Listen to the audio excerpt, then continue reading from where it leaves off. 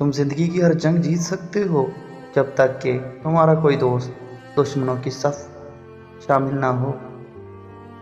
लोगों को मुख्तलिफ कौमों, ज़ातों और सियासी मजहबी फ़िरक़ों में इसलिए तकसीम कर दिया जाता है ताकि वो जुल्म के ख़िलाफ़ मुत्तहद होकर आवाज़ ना उठा सकें।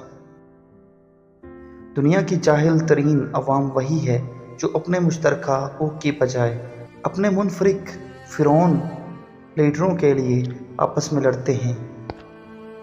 एक जासूस दुश्मन के पूरे लश्कर को शिकस्त दे सकता है और एक गद्दार अपनी पूरी कौम को शिकस्त की ज़िल्लत में डाल सकता है। मर जाओ मगर ज़मीर का सौदा हरगिज़ मत करना, क्योंकि ये तुम्हारा सौदा नहीं बल्कि तुम्हारी नस्लों का सौदा होता है। जिस कौम के नौजवान रूहानियत दीन को छोड़कर मुर्दा दिली और फहाशी की ज़िंदगी गुजारने पर उतर जाएं, वो कौम बगैर जंग के हार जाती है। इनकलाब हमेशा नौजवान लाते हैं, लेकिन जिस माशरे में नौजवान चमचागिरी की राह पर चल पड़ें वहाँ इनकलाब नहीं गुलामी राज करती है। खामोशी एक दलील है जो दूसरे तरीक़ों से दी जाती है। किसी को ज़रूरतमंद रहने देना और फिर उसकी मदद करते रहना एक सोचा समझा कत्ल है।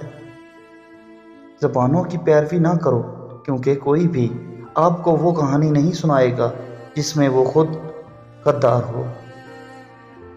हम में से ज़िंदा सिर्फ वही लोग रहेंगे जो लोगों के दिलों में ज़िंदा हैं, और दिलों में ज़िंदा रहने वाले लोग आसानियाँ और मोहब्बतें बांटते हैं।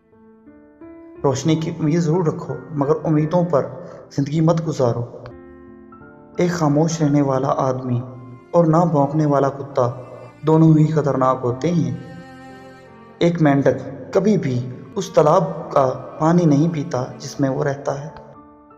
जिस शख्स के अंदर ये दो अलामात देखो तो समझ लो कि वो तुम्हारा खुफिया दुश्मन है।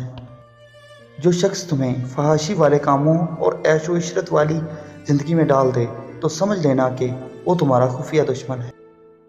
अपनी सिमत और सोच को ठीक रखो, कामयाबियाँ तुम्हारे कदम चूमेंगी। कभी कभी मीठी गुफ्तगू करके लोग आपको इज्जत नहीं धोखा दे रहे होते हैं।